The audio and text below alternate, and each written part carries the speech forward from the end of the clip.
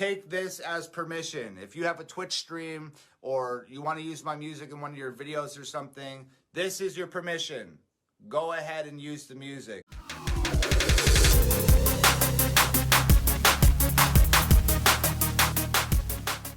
Hello again, all you beautiful people out there. I am Mrs. Realistic, and I thank you for joining me today.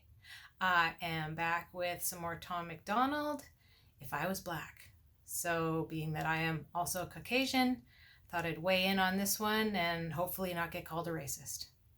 So without further ado, let's check it out, shall we? If I was black, probably wouldn't with anyone who's white, cause that slavery would honestly always be on my mind. If I was black, probably wouldn't ever wanna drive, cause if police pull me over, I might go around and die. If I was black, I won't lie, I'd be scared to walk at night. The whole neighborhood is tripping like I'm out committing crimes. I'd be pissed at all these cracker rappers singing about my life. Stole my music, stole my style, give it back, that is mine. If I was black, just look at the facts, we don't stand a chance. 1 in 3 is locked away, over half don't know they dead. See, white privilege ain't a money thing, but it's white people who are running things. Y'all benefit from your coloring, my pigment produce suffering. It's all white pride, white power, white lies, white houses, white guys, whitewashing. My brothers, my sisters, my culture while I'm watching. If I was black, I'd probably hate myself from they say. Racism made me racist, and I am not the one to blame. Hey, y'all won't say it to my face. In the circles you feel safe. Y'all been using words they made for us when we were slaves. Hey, wait, whoa. Wow, so I'm getting the vibe that he is rapping about what African American people are told to think. And that, yeah, if I was black, I wouldn't go out at night because if there's any cops, I'm just going to get shot. This is what I've seen on so many television shows. What used to be my favorite shows are now these woke narratives, say Grey's Anatomy, having the talk with their black son about how to act around police officers. Well, that goes with, I'm pretty sure, every race. You mess around and try to point a gun at a cop or evade police on a high-speed chase, you're going to get shot. I mean, I will give the talk to my children when they start driving about how to act when they're pulled over. I think that's just common sense. My husband was pulled over and you could say was profiled because he had his head shaved, has a large amount of tattoos, and was extremely muscular, and we had a brand new sports car. So, the cops probably thought he was a drug dealer or something. They searched his car, didn't find anything, yada, yada, yada, but they handcuffed him and threw him in the back of a cop car, and he's white. So these things happen to white people too. That doesn't fit the narrative. So I'm kind of getting that feeling that he's talking about, if I was black, I would do all these things, but all of these things are what black people are told, especially in these past few years. And that is exactly what is dividing us rather than bringing us together. It's creating a racial divide. I think telling anybody that they are more than or less than because of the color of their skin is the definition of racism. And that's what the media and social media, mainstream media, that's what they're all pushing now. So pretty sad. You feel safe. Y'all been using words they made for us when we were slaves. Hey, wait, whoa. I know that was long ago. If I was black, I'd want my reparation money paid. If I was black, I'd take the police, I'd take the whole clan, I'd put holes in their sheets. If I was black, I'd put gold on my teeth. So if you think I'm broke, you will know when I speak. If I was black, I'd put gold on my teeth. So if you thought I was broke, you'd know when I speak. I don't understand the whole grill gold on the teeth thing anyway. I know Tom does it kind of as a joke, but yeah, I never really understood that. When you see little kids with caps on their teeth, it's because they have rotten teeth and they haven't taken care of them. That's what it looks like to me. That's what it always reminds me of. But, I'm white, so what do I know? so if you think I'm broke, you will know when I speak. If I was black, it's my face on a T, R.I.P. underneath, on my name next to free. If I was black, I would die in these streets just to speak in my mind because I had a dream. If I was black. if I was black, probably wouldn't ever do my taxes. Why support a government that persecute my blackness, or pay the wage of law enforcement putting us in caskets, or help to build the prisons that we trapped in? If I was black, I'd be mad. People glorify the trap while we dying every day, fighting for everything we have. It ain't diamond chains and racks, this a systematic plan. They put us in the ghetto, gave us HIV and crack. If I was black, I'd hate them. Now that is a huge truth bomb right there, though. You know, back when they were doing Section 8 housing, you know, they moved the black population to one portion of a city. And we know that there are certain entities who pushed crack. They incentivize single motherhood. She gets married to the government rather than to the father of her children. Now we have, what, a 77% single motherhood rate in the black community. And I think in the 60s, it was something like 16% or 20%. So something's changed. You know, there isn't a 77% single motherhood rate in Asian families, in Indian families. So there is definitely some truth to what he said. Systematic plan. They put us in the ghetto, gave us HIV and crack. If I was black, I'd hate America, appropriate my character, and sell it to Caucasians who wish they were from my area. If I was black, I wouldn't give a about the greater good. My grandma can't afford a rent, y'all gentrified our neighborhood. Our lives matter, so stupid. Y'all hijacking our movement. Black lives matter because we losing innocent youth to police shootings. If I was black, the only role models I'm shown is the rich black rappers pushing guns and drugs and hoes. Yeah, hey. That is part of the issue, right? When we talk about culture, when black people talk about their culture, there's African culture, and then there's the culture of idolizing rappers who sing about shooting, Bloods and Crips, money, chains, diamonds, hoes. Like, those are all things that these little kids are looking up to. And that's the road they go down. So they see gang members as their family rather than having a nuclear family who brings them up and shows them how to act like a upstanding citizen. You know, you're glorifying these rappers. They're making millions of dollars off of people who have very little money, drive-by shootings, the huge black on black crime problem, especially in places like Chicago. And nobody talks about that when they talk about Black Lives Matter. They raised something like $90 million. They still have $42 million in assets. So they spent over $30 million on what? The leader, the co-founder, I believe it's her sister, her brother, and her mother were all employed by Black Lives Matter Corporation, and they were paid almost $1 million each for who knows what they actually did. So there's corruption on all sides. None of that money went into the black community where it was actually needed. None of that money went to bettering their schools, housing. Any of the areas that you can see are literally just crumbling buildings that nobody even lives in anymore. So some of the stuff he's saying is spot on. And then I think the other side of it, he's saying, this is the stuff that you guys are also fed about, you know, big bad whitey. Role models I'm shown is the rich black rappers pushing guns and drugs and hoes. Yeah. Hey, y'all won't say it to my face. In the circles you feel safe. Y'all been using words they made for us when we were slaves. Hey, wait, what? Now that's an interesting take too, because I think if any of you know who Owen Benjamin is, he talks about that, about how, you know, there's some black people who absolutely hate the N-word. There's some black people who use it as a term of endearment. Now, if you're going to sing to, say, Ice Cube, are you going to not say the N-word when he says it in part of his lyrics? Because I know I started listening to Ice Cube, I think when I was maybe 16, 17, and it wasn't even really thought about. We just sang along to the music because we liked it. So they've turned it into a term of endearment, but they say white people can't use it. So if you're offended by the word, then you shouldn't use it either. If you're not offended by the word, then every single race should be able to use that word. I've heard a lot of Black people say, we took back that word and we turned it into something positive.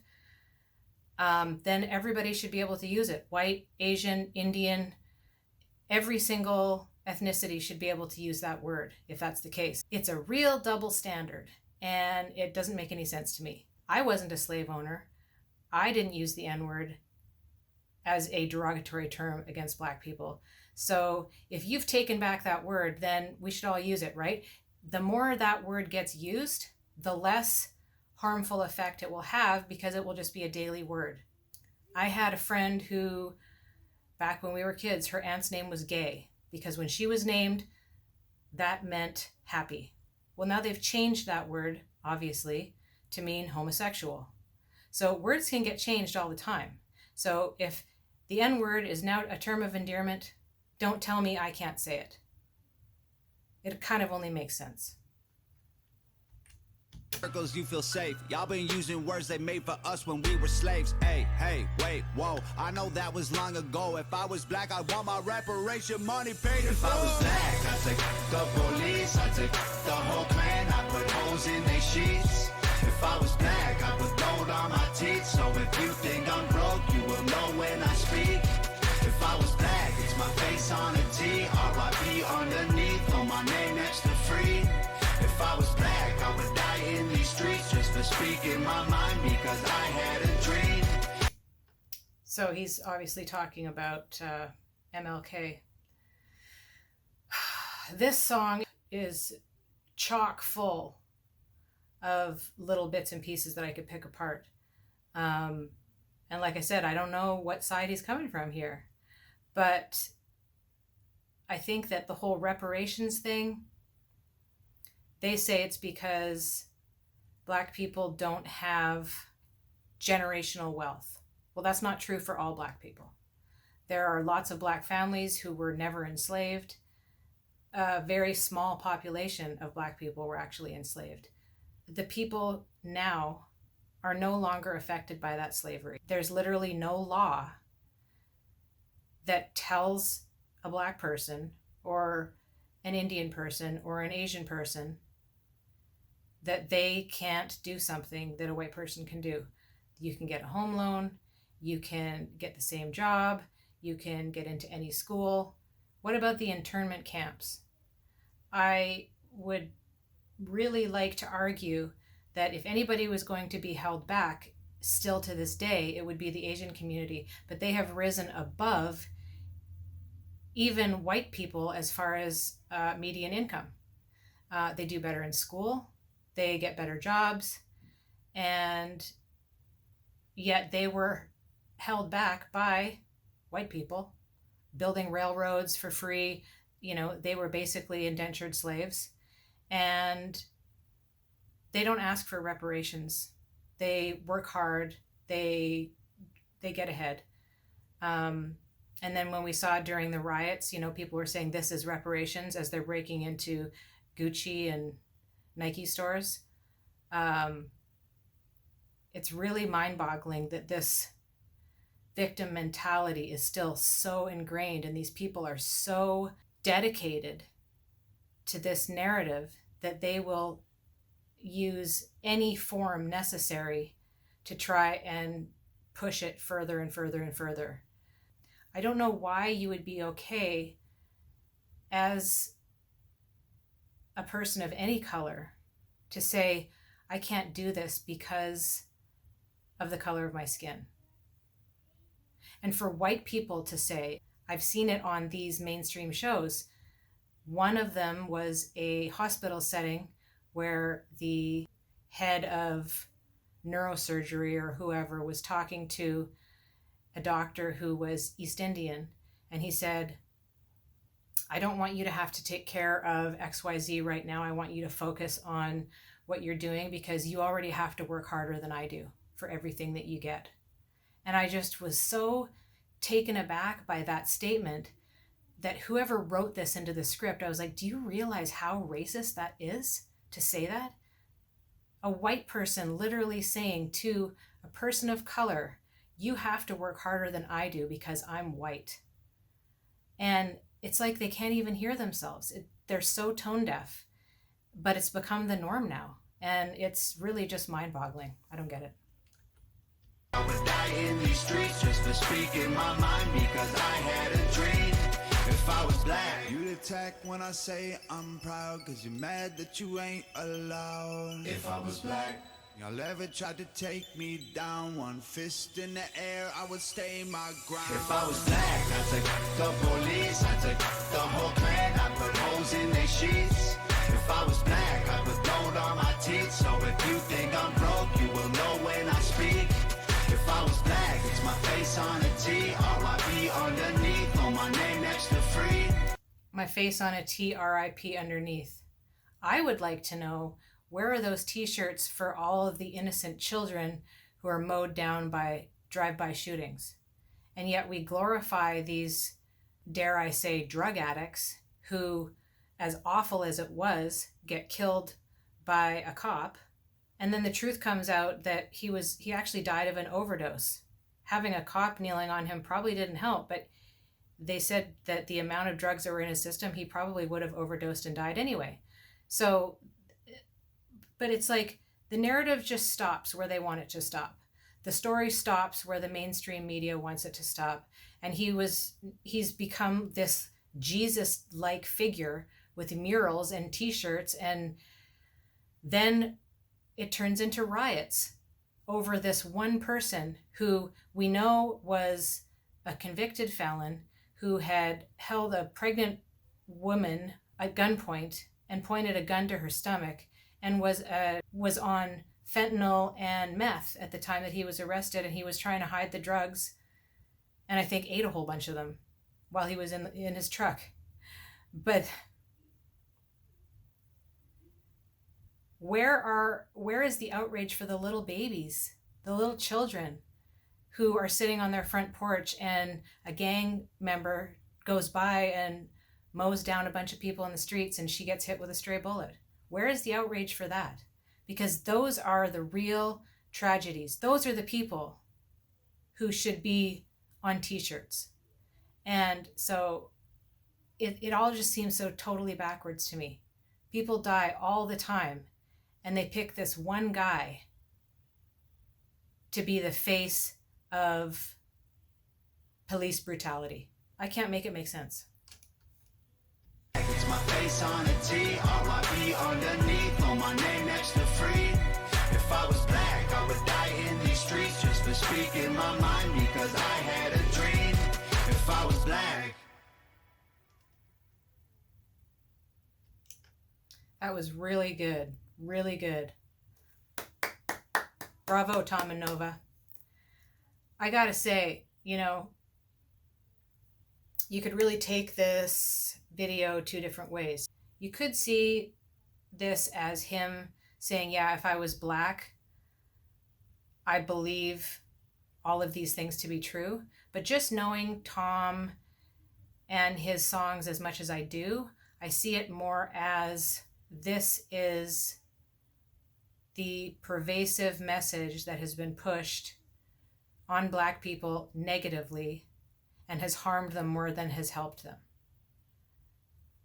The real issue is, how do we change the culture? The inner city culture is something really new because it didn't exist in the 50s and 60s, which was ironically when the Jim Crow era was, and Black people didn't have the rights that they have now. It's gone from the Black nuclear family, mother, father, raising children, work ethics, seeing schooling as a priority, to the gang becoming the family, an entire generation being raised with zero work ethic because they don't see their mother working because she's in the system. And so this is the real system that we do need to change. And how do we change that? The fact that the Democratic Party panders to these people and tells them that they'll give them more free stuff is exactly the problem. How do you make that change when they're continually dividing us and they see us as the enemy rather than the politicians who are the ones passing these laws and creating these incentives that ultimately damage the Black community? That's the problem. I don't know what's going to happen 2024, but my goodness, I hope something better, because as a country, it saddens me to see the division and the warring between people who never had a problem with people before. But I know you guys know that. So maybe I'm just preaching to the choir once again. This was not only a super good message, which I'm hoping I read right, but maybe I didn't, but just another really catchy rap. So I thank you guys for all of your suggestions once again and for joining me today. And as I always say, I'll see you in the next one. Peace.